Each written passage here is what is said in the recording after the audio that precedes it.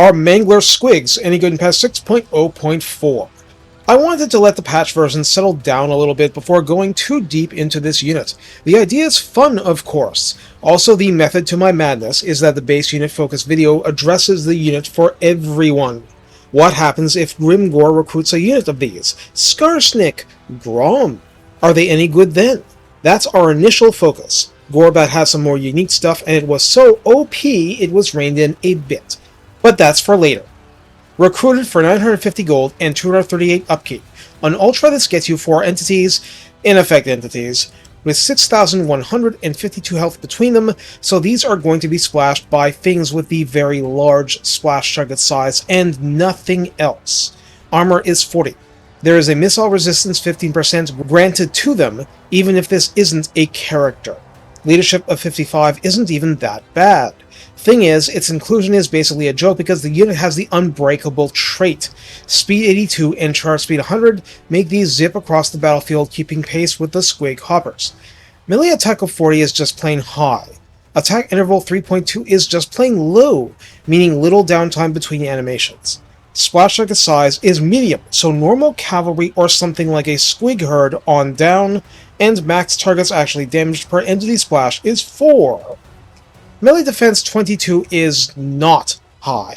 Weapon strength 120 is split between base 36 and armor piercing 84, so once again this is a dwarf muncha style of unit. On that note, there is a bonus versus infantry of 16. That's pretty high too.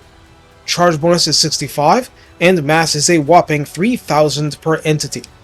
As I edited into the script above, the unit is unbreakable. It also has hide and forest, is, a Squig, is immune to psychology due to stupidity, and look, I keep citing that not just because it's funny, but because it's a tabletop rule and therefore doubly funny. In addition, it has feral rage 1 and 2, just like the Squig herds, so a rampage mechanic. I guess to have it on an unbreakable unit means it has to function off hit points.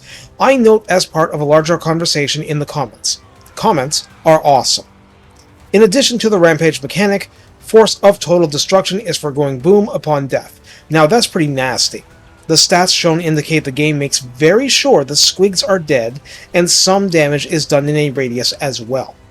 In the redline skills, Riders adds a max of plus 12% speed and plus 12 flat charge bonus. Sneaky Stabbers would grant rank 7 Manglers plus 5 leadership, plus 12% weapon strength, and 10% physical resistance. In the tech tree, and there actually are riders, some complete loons are on at least one of each entity and they do a lot of spinning. Isn't that interesting? Point is, more grub for plus 5 leadership and minus 5% upkeep applies, and critter comforts knock 15% off the building cost and grant recruit rank plus 2, but the tech bouncin' does not apply here. For scrap upgrades, Squig Spikes returns from critter crafting, providing an extra plus 5 bonus versus infantry and plus 20 flat charge bonus. In addition to this, scrap barding does not require a tech, and for the relatively paltry sum of 30 scrap, provides melee defense plus 6, which ameliorates a distinct weakness of the unit. That's the base scrap value, more upgrades, costs more scrap. So how do we use Mangler Squigs? I kept an open mind for the demo combats. At its current price and performance balancing, it's doing a chariot's job while not behaving like a chariot. I heard some belly aching that it was mangling orc biggins. Guys, in my video on that unit, a single beast lord on a Tuskor chariot was running rings around and plowing through them until late in the fight. Biggins may be heavier, but they're still infantry lacking a charge defense versus large. Animations that knock them down, while only damaging 4 at a time, will still keep a unit on its backs and heels. Mangler Squigs should dominate with the high charge bonus and the bonuses versus infantry just to take some damage in the process. That's fine.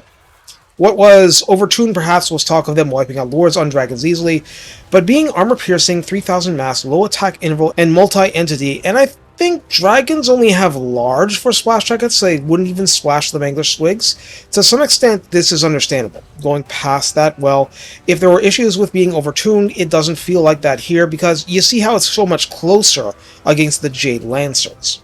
I note again, this is for general war boss use, not Gorbad's faction, but for their price they are a very offensive, minimally defensive option. Fighting against them means you want to just pour as much damage into them as you can, and eliminate the threat ASAP, despite the explodey parts. You're limiting the damage they do. If you're the one using them, you hide them among other distractions to maximize the damage on the way in and in the general fight. The rest is crossing your thick fingers and hoping for the best. Basically, it does the job of being a bigger, badder version of Squig Herd, with more upside and more potential loss when you use such a unit. As a living hand grenade, it serves quite well, it's just bigger than the Tier 0 unit version. Take care, and have fun bouncing and bounding and mangling all the way.